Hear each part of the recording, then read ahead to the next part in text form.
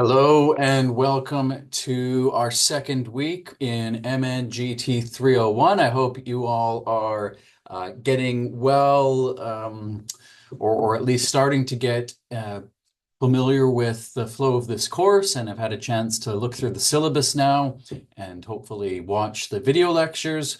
And I saw a bunch of your posts on Packback and tried to respond to as many as I could. Some really neat and fun people in this course, quite clearly. There's some neat to hear about your hobbies as well, and I tried to respond as much as I could to some of those. Very interesting, where everyone comes from and what everyone gets up to that comes here to Nichols Online. So this week, our broad topic is the business environment or the organization environment and how the organization navigates that. And we are going to start looking at that in terms of what's sometimes called the general environment and the task environment. The next topic will be looking more at what you might call the community, social, ethical environment. And then the third topic is going to be looking at the international environment. So, beginning for this lecture with topic 2.1 and really a broad overview of the organizational environment, what we're going to look at today is, well, what is the organization? What are we talking about really? What is the organization's environment and why bother studying it or analyzing it at all? We'll start with then the external environment and the task environment. What are these two concepts or terms? What do they mean? Sort of what's going on around if we think of the firm as a circle and what's going on outside that circle that the firm inhabits. Then we'll look at the internal environment, what's going on inside the circle. And within that circle, we'll talk about organizational culture, how it's developed, what feeds into the way that culture is, and how it can be managed and steered based on what the manager has at their disposal in terms of that culture. Finally, we'll look at the impact of the environment on the firm and how the firm can adapt to that environment. Last week, we discussed this idea of the firm as a system and the fact that the firm is an open system. It's not like North Korea, if you want to think about North Korea, sort of, it's not really a closed system, but this idea that they've kind of closed themselves off to the world. A firm is very much open to the world through its business exchanges, by definition, in relationships with its customers, in relationship with regulators and the community it operates in. And so it is affected, and what goes on inside that system, that firm system, is very much impacted by what's going on in the broader environment around it. So what is the impact and how does the firm manage that? So two aspects of the environment. As we said, the external environment and everything that goes on there, including the industry environment. You might want to divide this idea of the external environment to what's kind of called the macro or the general environment. We'll use that term, which is in some sense, things that are common to all the firms in your industry, perhaps. And then we drill down a bit into what's called the task environment and those external partners who you interact with by the very nature of your industry and the line of business you're in as a firm. And then within the internal environment, conditions and forces within the organization, including employees, culture, and even the physical environment that the firm comprises. So just a little bit of a visual here. I think this is a very good diagram. It's got this idea of concentric circles, which I think is a good way of thinking about the firm. In the middle circle there, you have that green circle is the firm itself with the owners, the board of directors, perhaps if it has one, employees, of course, the physical environment. Where are we located? I'm located in my office here at Nichols State University, and it has its own character. It has the lovely quad, of course, with the live oaks that sort of give a really neat gathering space to student life. That's part of the internal environment, if you like, of Nichols, that's related to the physical space. Branching, and of course the culture, branching out there, you have what you might call the main stakeholders in yellow of the organization. In this case, it's talking about the competitors. They're not really stakeholders, so we'll kind of take them out of that category in a sense, although sometimes they can be when partnerships arise. But regulators, customers, strategic partners, and suppliers.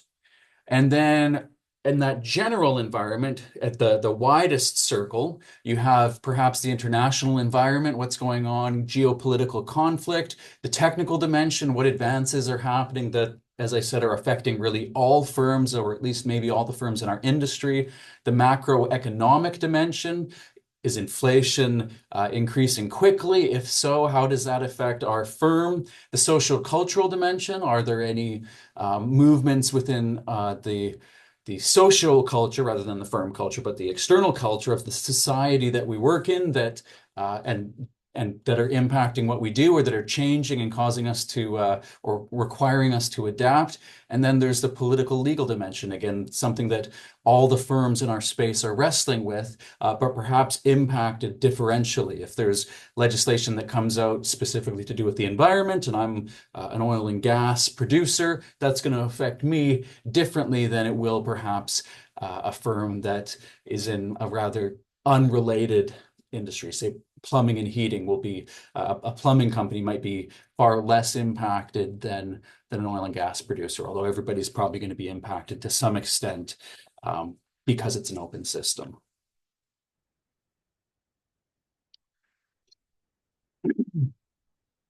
So in that general environment component of the external environment, so external environment has two components, the general environment and the task environment. The broad forces, it's fairly broad, the general environment. Sometimes it may impact other organizations, but it doesn't really refer to the other organizations. To go back to that other circle, they're in that they're in sort of that slightly closer circle. Talking about the general environment, that's the blue circle. And it includes everything. It breaks them down into social, cultural, political, international, technical, and economic. If you look at those bottom few there, or sort of going from 1 o'clock around, and you get what's sometimes referred to as the pest factors: political, economic, socio, and technological. The international dimension would be another factor that, of course, is relevant. Sometimes you hear about the pestel factors, which add to that environmental and legal. But PEST is a great acronym to remember when we're talking about that general environment. It encompasses 4 out of those 5 blue circles, and oftentimes that international dimension can fall into one of the others. So for my purposes here, I'm not terribly concerned about how you conceive or what box you put those factors in, as long as it makes sense to you.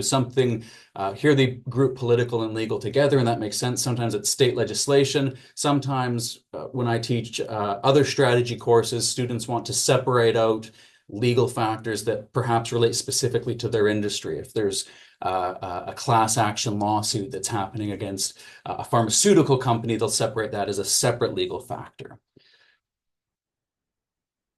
And then in the task environment, it's called the task environment. So the general environment, as the name implies, is somewhat general to all the firms. It exists somewhat independently of our own interactions. If our firm ceases to exist, it's still there. It's still perhaps taking on it may not change very much. The task environment, on the other hand, is that closer external environment. You might think of it as the firm's community, the firm's own business community. And it refers to the organizations and groups that influence it more directly. That would be another key distinctive here between the general environment and the task environment, is that the task environment has a very direct impact specifically for our firm. And it includes our most important relationships: suppliers, customers, competitors, if you want to think of that as a relationship as well. Here's an example of perhaps plotting out the general environment for a firm we're all familiar with, McDonald's. It has its international dimension here. Restaurants it says 115 countries. About 2/3 of their sales are generated outside the US now. So it's quite geographically diversified, you might say, outside of its original home country. You have your economic dimension that's talking about perhaps, I mean, in this case, I think the textbook is 2 years old. It talks about modest economic growth, low inflation. Not sure if that's still the case, but as an example, this is the sort of things that might go into that economic dimension, technical dimension, talking about perhaps software improvements, etc. I won't go through every detail here, but this is how you might plot out the general environment for a firm once you have chosen a firm, as you guys will be doing when you do your own firm analysis project in this course. Uh, I'm not going to dive in too much more into these general environment dimensions, but it's in the slides that you can have a look at those. Right now, artificial intelligence is probably the big technical dimension that's on everyone's mind. Socioculturally, that can vary by the country that you're in, and they're depending on which organization, which industry you're in, you may be more or less impacted. You might consider environmental activism a very important social cultural dimension, or if you're in oil and gas, if you're in the fashion industry, it might be more about which way is the fashion trending socially, what social trends are impacting your firm for better or worse. Is there a movement towards what's been called athleisure and you're Lululemon and it's really favoring your brand, or perhaps you're Old Navy and that trend might not favor your brand or your firm as much. This is all going on in the socio-cultural dimension. Maybe people stop smoking would be a great example as well. In that case, there's sort of a political, legal, as well as a socio-cultural dimension. And often those two are intertwined, of course. Legislation also often follows socio-cultural feelings. So in that case, say 20 years ago or 30, 40 and continuing today, the move away from smoking would be a very important social cultural dimension for tobacco companies, but also maybe alternatives to tobacco like vaping, etc. Right, moving in now to the task environment. Who's in there? Competitors, customers, suppliers, strategic partners, and regulators. These are the people that perhaps as a manager you spend most of the time thinking about. Certainly, I know I spent a lot of time in my role as a bank manager thinking about my customers and my suppliers. My suppliers were perhaps my lawyers who were helping me structure and write contracts for business deals, and my customers were individuals who were paying for my services. Also spent a lot of time thinking about my competitors, especially if they were trying to court the same customers as I was. Oftentimes, my customers had a proposal from myself as well as from a few of my competitors. And then strategic partners, perhaps when I was working at Bank of Montreal, my strategic partners would have been people like ADP Payroll, and we would sometimes try to partner up to offer a combined package for someone who we wanted to bring onto the bank. We didn't own ADP Payroll, but we were partners with them, and they offered our clients a good deal, and we offered their services as part of that, and there was a strategic alliance that we had with them. And then, of course, regulators. Again, a great example, working at the bank, there were all sorts of rules to do with data protection that I had to observe, rules to do with the issuance of credit that were very strict, had to do all sorts of check for money laundering every time I brought on board a new customer. So these are the people that are really you devote a lot of your attention and efforts to. In fact, you're devoting all of your attention, or sorry, not all of it, but probably the vast bulk of it to one of these groups, depending upon where you sit in the organization. If you're in procurement, maybe you're spending all your time thinking about your suppliers. If you're in sales, of course, it's going to be the customers. If you're in marketing, it might be the customers and your competitors, and so forth. Some definitions here. I think we can all understand what competitors are. Customers, of course, who's paying us to do what we do. And that might differ between internationally, between which market we're looking at. We might have different types of customers or even generate revenues in different segments. Regulators, what do we need to do to keep on the good side of our regulatory agencies, either the state or perhaps and sometimes there's self-regulation as well. For example, doctors often have bodies that are self-regulating and that give a designation. If you're an accountant, you might need to abide by both regulatory agencies of the state as well as the the rules of your own, the CPA or whoever you're chartered by as an accountant to keep that designation. Interest groups are an interesting one. Depending on whether or not your organization is subject to them, they may act as regulators, or you may be more concerned about them because of the potential for them to sue you or pursue litigation against you. Perhaps if there's some kind of non-governmental watchdog, an environmental watchdog, or a consumer advocacy group. They're not quite a regulatory agency, but they may still exert pressure on you. Unions are a similar type of regulatory agency. They're not quite, depending on where you sit and whether or not your union is recognized or could potentially be recognized, they can be almost like a regulatory agency that you need to negotiate with, all sitting within that task environment. Suppliers can be a very important group in your task environment, especially if you are heavily dependent on one or a small number of suppliers. That can be quite a strategically important relationship that you need to spend a lot of time managing. Maybe you are competing with other firms in your industry for the resources from that supplier. That may be something you then need to devote considerable strategic efforts towards. And strategic partners, which I've talked about a little bit. Basically, you don't have equity in each other. You're not part of the same company. You're not necessarily, although you might be in a joint venture where you both have some skin in the game as part of a third organization that you formed together. But to some extent, you've partnered with another firm and have some shared strategic goals. So now here, looking at a slightly, that closer circle to McDonald's is an example of McDonald's task environment. And I'll leave it to you to look through this and see the sorts of examples it gives for that task environment, but it should make fairly clear sense when you sit and have a look at this on the slides or in the textbook.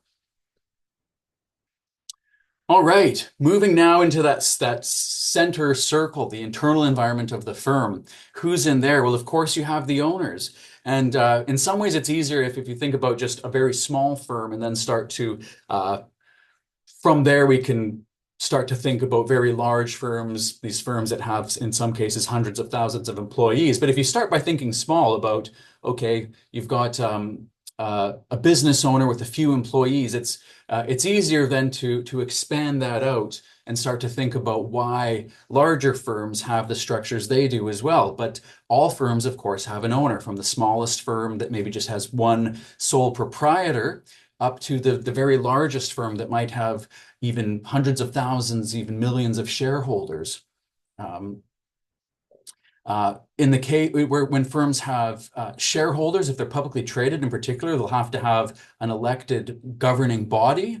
This may be new to you, but boards of directors are elected by the company's stockholders and are charged with overseeing the management.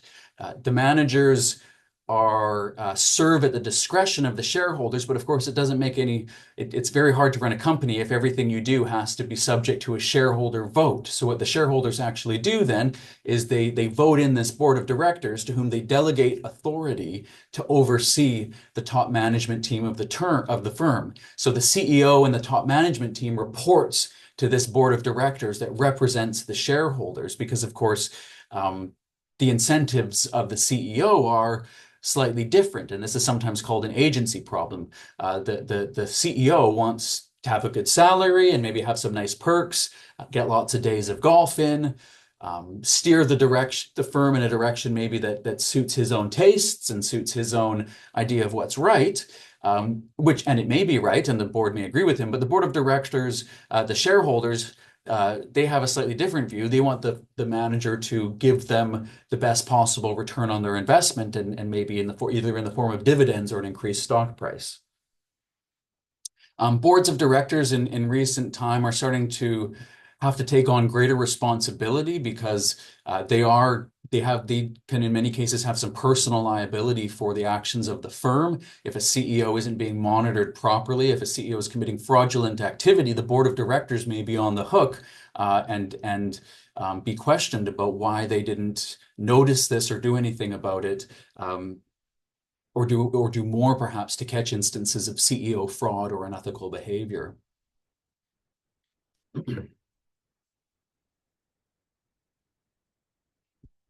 Another very important group in that internal environment, of course, is the organization's employees. As we said in the first lecture, you can't even really talk about an organization until you have some employees. One person is just an individual, whereas once you start to have two or three, that's when you start to need this activity that we call management. You end up having something that looks like a workforce that starts becoming, the more employees you have, the more diverse that workforce composition may be.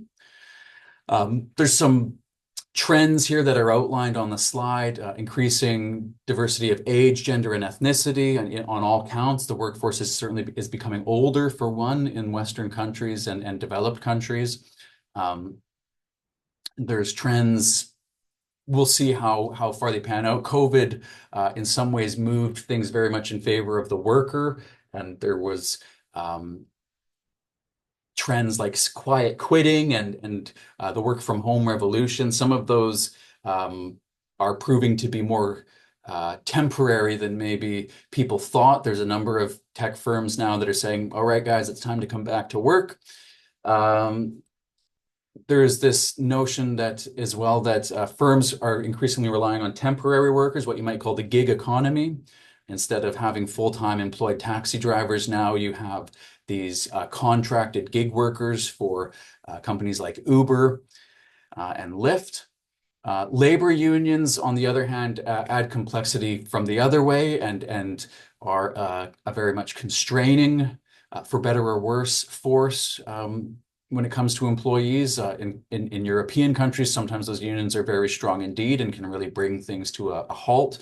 Even in the USA here, of course, we had that threatened dock workers union that had everybody, I know at least in some areas, hoarding toilet paper, starting to hoard toilet paper again. So depending on the strength of the union and the importance of the industry, labor unions can add be a very strong force to be reckoned with in that internal environment. And as we mentioned, the physical work environment. Where are we located? What's the design? What's the layout?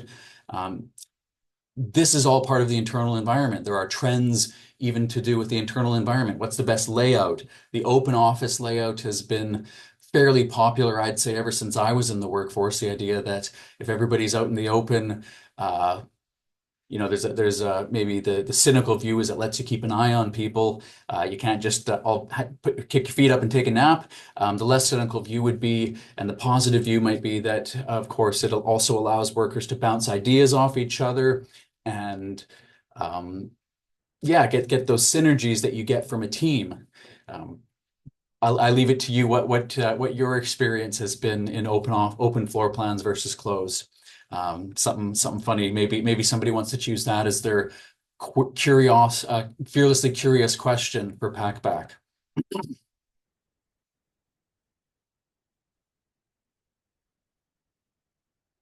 Another really important aspect of the internal environment of the firm is what's been called for quite some time now, the culture of the organization. What's encompassed in that, the values, beliefs, behaviors, customs, and attitudes that help members understand what it stands for, ways of doing things, and what the firm considers important. It's almost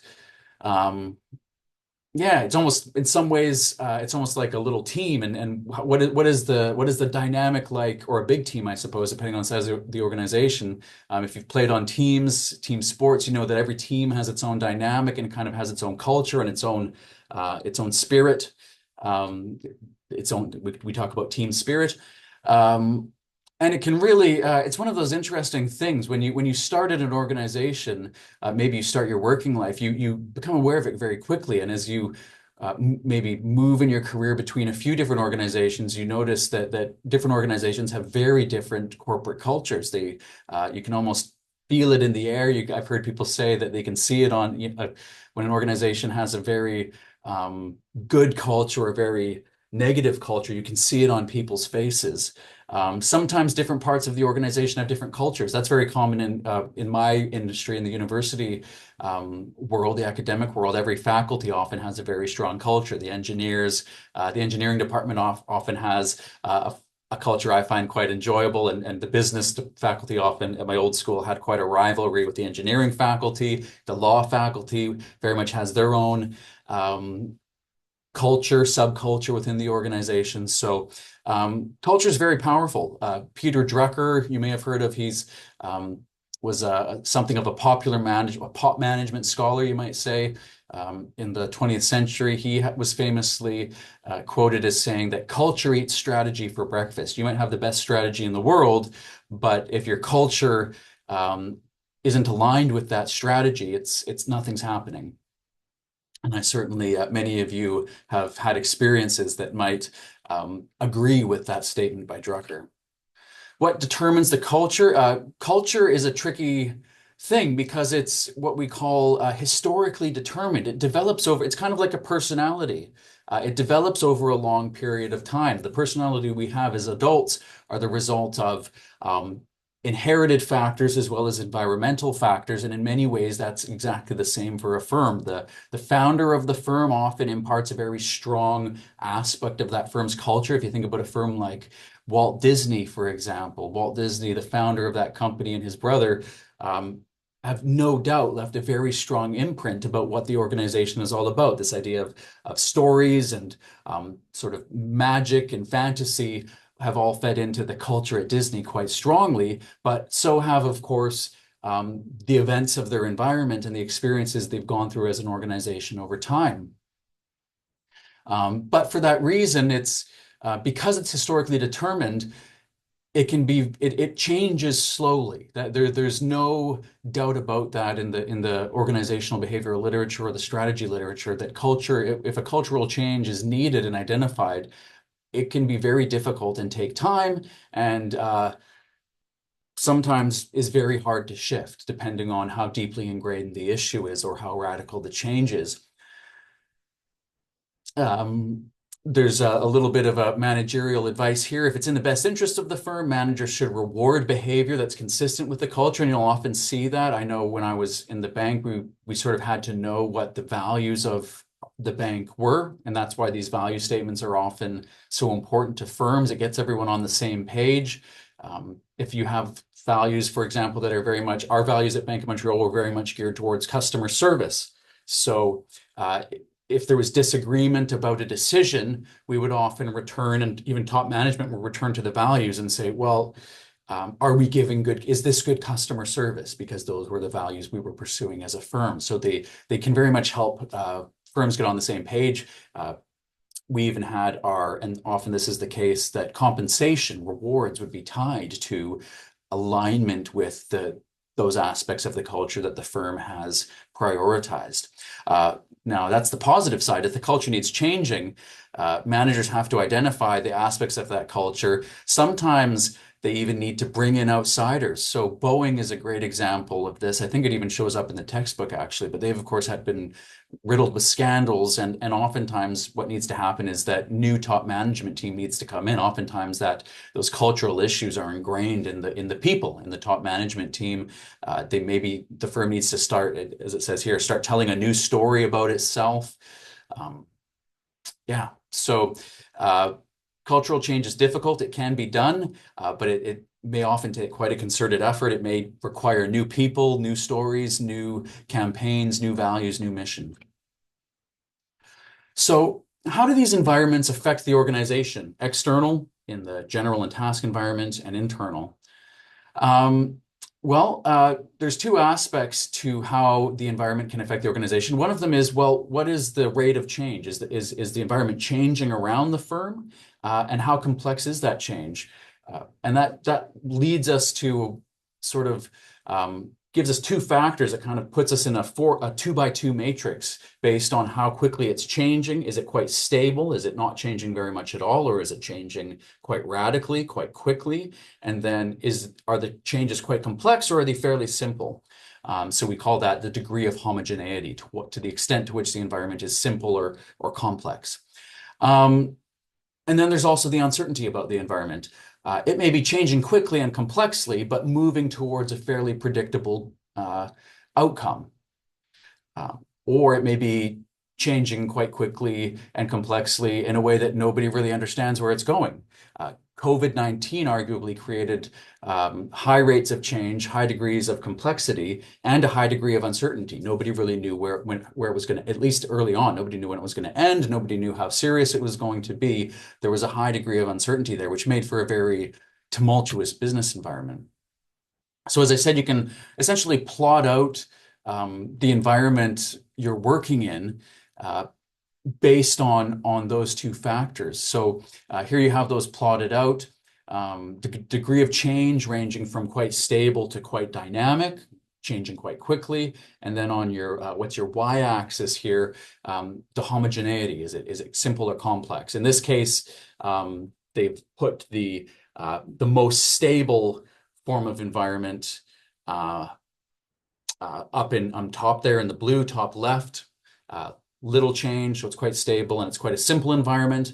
And then the most drastic, unstable down at the bottom right. Lots of change and a fairly complex environment. Obviously, it's easiest to be in the top left, and it requires the most skill to manage if you're in the bottom right aspect there, with two sort of moderately uncertain areas on either side of that diagonal.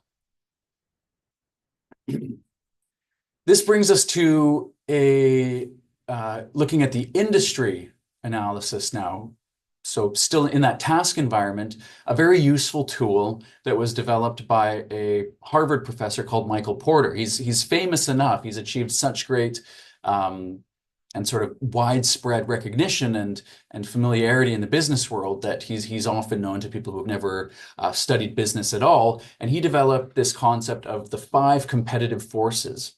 We use this in my strategy courses as well, my 400 level courses. It's something that every student uses. I used it on my MBA, and then actually found myself being asked to do 5 forces analysis on every credit deal that I sent at Bank of Montreal as a banker. So it's very much one of the things that you will learn in school and also see quite likely out in the working world.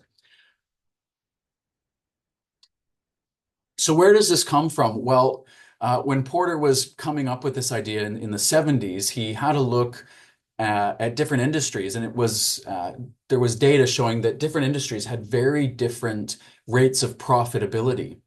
And so Michael Porter said, well, what is it about the structure of an industry that makes something like, say, tobacco extremely profitable, very high average return on assets, and something like, say, the airline industry, very unprofitable? In fact, often the average profitability is negative. What is it about those industries that determines whether it's attractive or unattractive in that way? And this model is really about, is it an attractive industry or an unattractive industry? And he identified 5 factors, all of which, these are all 5 forces, all of which decrease profits. So essentially, the higher and more active any of these 5 forces are, the lower profitability is going to be for that industry. So let's go through them here. The first one we have here is what's called the threat of new entrants. If it's easy for a firm to come into our market, that is going to have a depressing effect on profitability. One of the industries that we were very reluctant to lend to as a bank was the restaurant industry. And that's because there were such low barriers to new entrants. Really, all you needed was enough money to lease a space for a couple months and some good recipes and enough money to get some food going. It's an easy industry to enter, but for that reason, that keeps margins quite low. It's extremely it can keep profitability quite low because it's so competitive. There's not a lot of space to raise your prices very high because some potential customers can just go somewhere else. So unless you've really managed to make a name for yourself and carve out a sort of premium segment, you're quite constrained in how much you can charge above your costs. Things that protect an industry from new entrants are called barriers to entry. So, and one of the main barriers to entry is high capital startup costs. It's not cheap, for example, to enter the auto manufacturing industry because you have to produce at such a large scale and you have to invest so much in property, plant, and equipment that not just any Joe Schmo can decide he's going to go and start a new great American auto manufacturing company. You might be able to start a sort of niche um, boutique car company, but you're not going to be able to compete with the likes of Toyota, General Motors, et cetera, without probably shelling out a few $100 million minimum. So you can compete on their scale and match their prices and their quality. The second force that Porter identified is called the competitive rivalry. This is just related to simply how competitive is the industry that we're looking to get into? How many other firms are in there? Is it quite concentrated? Is there only one or two firms in that space? In which case, maybe we can coordinate either explicitly, which is illegal, of course, uh, um, collusion to raise prices, but even not explicitly, but tacitly, if you only have a couple firms, both of those guys might realize it's in their best interest not to lower prices too much because they know it'll be a mutually destructive price war. And the idea is that the more firms you have, the less concentrated your industry is, the easier it is, or the harder it is rather, to coordinate in that way, and the more likely it is that you're going to have this race to the bottom. Perfect example there would be the price of gas. If you if Murphy's raises the price of gas or lowers the price of gas a few cents, whoever's across the street probably has to do the same thing because the customers can see both prices. It's a product. Nobody cares where their gas comes from in most cases. If gas is more expensive on the other side of the road, I'm going to go to that place. So that would be a great example of quite high competitive rivalry. The third force here is the threat of substitute products. Now, this is an interesting one that sometimes confuses students. Oftentimes, students will think of a substitute as being a competitor's product. In the example, I just gave, a substitute would be the gas from the company across the street instead of the gas at Murphy's. And that's not what this means. This is the extent to which really you might think about a substitute industry. For example, good example here might be the DVD industry. That was substituted very much by the streaming industry. A lot of you guys might not even have DVD players anymore. I think we have one that's in a box somewhere and we pull it out when we want to watch a DVD, but most of the time you just get out the smart TV or the Roku or the Apple TV or whatever and just go to your favorite streaming service and pull up the movie you want to watch. That is an example of a substitute industry or substitute product, a streaming platform that has replaced this industry, the DVD industry, or before that, the VHS industry. Another example might be the way the internal combustion car destroyed the horse and the carriage, the horse and buggy industry. It was an alternative product or a substitute product. Other examples that are more marginal might be things like perhaps you're in the coffee industry and the price of coffee. If you raise the price of coffee too much, well, what could customers go to instead or substitute? Maybe they could substitute with tea. That's a separate industry. Or maybe energy drinks like Monster. That's gives you the caffeine. It's not coffee, but it's close enough that if the price of coffee were to be raised too high, customers could go elsewhere. They have other options, which lowers the profitability of that industry. If there's no substitutes, let's say you sell insulin or you have a patented drug that no one else is allowed to make, someone who has the disease and you have the cure, they really don't have any substitutes if you have the only cure or the only patented drug. So it allows you to charge quite a bit more. There's no alternative. And if there's no competitors either, then you really have a monopoly essentially.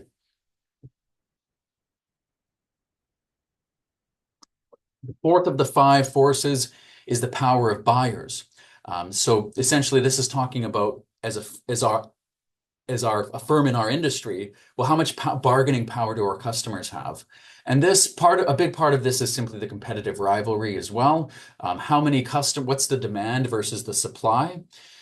If the demand is quite high and the supply is quite low, then our customers have low bargaining power and we can charge more. A good example here might be back when PlayStation and Xbox released their most recent generation of consoles, either just before COVID or just after. Demand significantly exceeded supply, which lowered the bargaining power of buyers and allowed them to raise their price. In the EV industry, it's been very hard for firms to meet demand. Especially companies like Tesla, initially orders far exceeded demand. So the power of buyers was quite low, especially if you're Tesla, there aren't that many other firms in the industry producing at your level, and you can have a bit more discretion about what you want to charge. On the other hand, if we think about something like, again, gasoline, buyers have quite a lot of bargaining power because there's lots of options. Now, if all of a sudden there's scarcity, there's a hurricane like we had here recently or something that reduces that supply, again, demand goes up, supply stays constant or goes down, that tilts things in favor of our firm and our industry. The flip side of that is the power of suppliers. And really, it's just an inversion of all the same factors. Our suppliers are the people that we're buying inputs from for our product. So I use a lot of examples from the oil and gas industry. I'm from oil country in Alberta, so I hope that's okay. I think there's some people here that work in the oil and gas industry as well in class, but I think it's also something that everyone can relate to. So our suppliers at Murphy's gas station, if we're in the retail gas industry, our suppliers would be maybe the refineries, assuming we're not integrated and don't have our own refineries. It'd be the people we're buying that refined gasoline from. So now we're talking about, well, what's our bargaining position with our suppliers? Again, it might be quite strong if there's a lot of refineries nearby, lots of options for us to buy from refineries. The product's pretty undifferentiated, right? Our customers don't care who refined their gas. In fact, they almost certainly don't know who refined their gas. Then that gives us some power over our suppliers. Now, if there's only one supplier and lots of other firms in our industry that want that supply, that's going to lower our bargaining power and decrease our profitability. A great example of this is with computer processors and GPUs, graphics processing units. Anybody who tried to buy a GPU during COVID knows they cost a fortune. And big reason for that is that there's really only two graphics processing high-end GPU producers. NVIDIA is really number one by quite a margin, or tends to be. And then the second, sort of fairly distant in terms of market share, is AMD. So computer companies that want to put those products in their computers have a pretty poor bargaining position. Same thing with the CPUs. Really, it's Intel, and with AMD coming pretty far behind. And so for that reason, actually, the laptop computer industry is quite an unprofitable, unattractive industry. The margins are quite thin because they get squeezed so much by the suppliers of their inputs, chips and memory as well to some extent, and GPUs. So that's an industry where the power of suppliers is quite high and the power of buyers is quite high because there's a fairly large number of competitors in the laptop computer industry. The margins in that industry, if you work at Best Buy or you've ever worked in electronics, you know they're very thin. It's a very unattractive, competitive industry.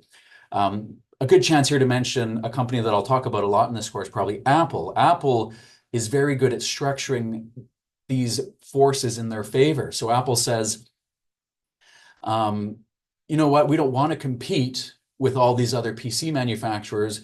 We're going to have our own operating system, Mac OS, and only offer it on our own hardware, the Apple Mac. And so they've carved off a segment. Most PC customers are pretty indifferent. They're going to buy it based on a price feature set, and whoever gives them the best price to feature ratio at the time they go to buy, that's what they're going to buy. Maybe that's an HP one time, maybe a few years later you buy a Dell, whatever. You know what you need, and whoever's got the best sale on that sort of thing, you buy that. If you're unfortunate like me and you buy Macs, you're really just paying whatever Mac wants to charge you. I know I have certain uses to do with music creation and that I need certain features that only Mac offers. So in a sense, I'm kind of a captive customer for them. So that's how Apple moves the power of buyers in their favor, but they also don't like to give the money away to their suppliers. So Apple clearly felt they were giving too much money to Intel. They were using Intel chips for a while. And so recently they started making their own chips, Apple Silicon. And that's really, so they essentially backwards integrated into what their supplier was offering, and because they wanted to capture that value. So the ability to backwards integrate or forwards integrate is a big factor when it comes to power of suppliers and buyers.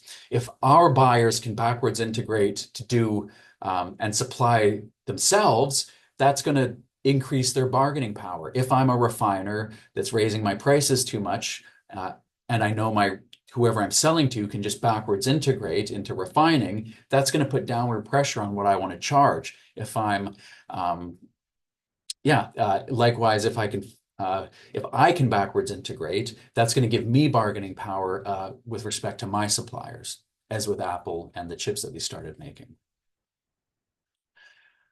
Good. So what can organizations do to adapt to this environment?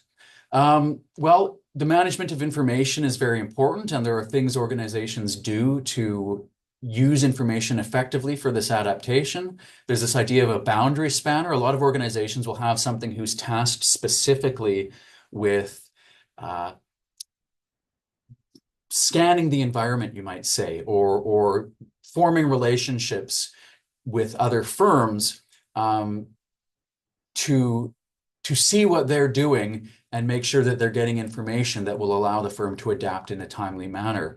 This is similar to environmental scanning. A lot of firms will have departments solely devoted to maybe creating risk assessments based on current events, for example. Large firms probably have people that are spending time. A company like Goldman Sachs or Morgan Stanley is probably devoting resources and has people devoted to monitoring the situation in Ukraine or Israel, Palestine, and feeding the firm information related to how those conflicts are going and how a change in those trajectories could impact their profitability and how they could best adapt to that.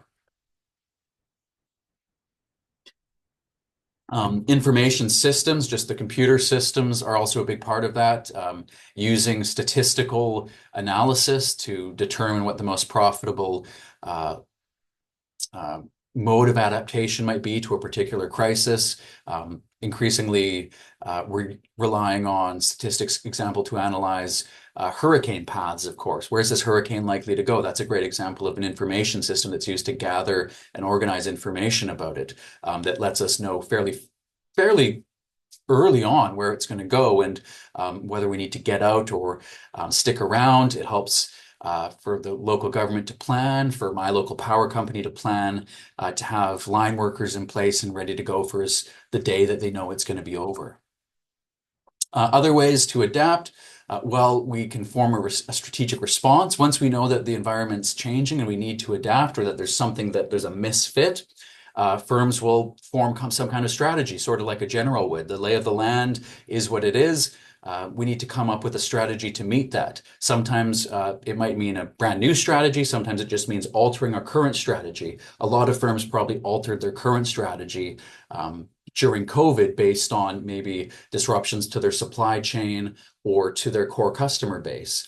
If you were selling, for example, vodka, then you knew that sort of bars and clubs were going to be shutting down, and that was going to put a real crimp on your sales. So maybe you chose a different strategy. Mergers and acquisitions and alliances are also another great way to adapt to the environment. If you decide, for example, that you need to backwards integrate as a retail gas provider, maybe you go and acquire a refining firm, or maybe you form a strategic alliance. Or maybe you merge. Maybe there was a lot of mergers early on in the US business history, for example. You've got your railway line and there's another railway line, and you're kind of small on your own, but if you merge, you can compete with the other big railway lines. Or we see that of course, with mergers in the airline industry here in the US. There's been a lot of mergers as a result of other firms that have merged and become larger, or maybe the fundamentals of the industry change. That happens in oil and gas right now as well. It's a lot less profitable to produce unless you are large enough to have those economies of scale. So you see these mergers and acquisitions happen.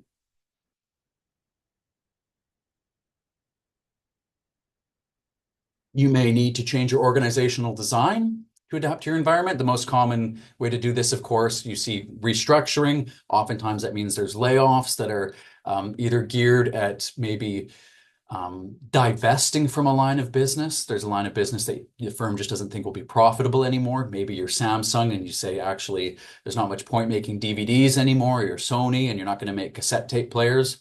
So you divest from that line of work and you reorganize your corporate portfolio of businesses, which may include laying people off or deploying them to another part of your organization.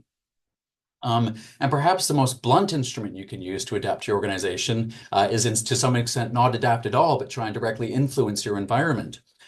Firms do this by political lobbying or vertical integration, as we discussed. Maybe you are able to lower your prices. Maybe you decide you need to innovate a new product. If you see that, For example, the cigarette companies, for example, are seeing that the writing's kind of on the wall with cigarettes, with tobacco, and so a lot of them have got into e-cigarettes and alternative ideas about smokeless nicotine consumption. I know there's different kinds of vaporizers that you see people with. So in their case, they're trying to find new products, having perhaps tried previously to lobby or prevent that decline from happening. Now they're moving into the creation of new products. Firms who maybe are exposed to more international competition than they want will often lobby the government to raise tariffs, which will protect them from that competition and can change the structure of that unfavorable environment. Good. That is all for this topic here. Two more to follow for this week. I will see you there.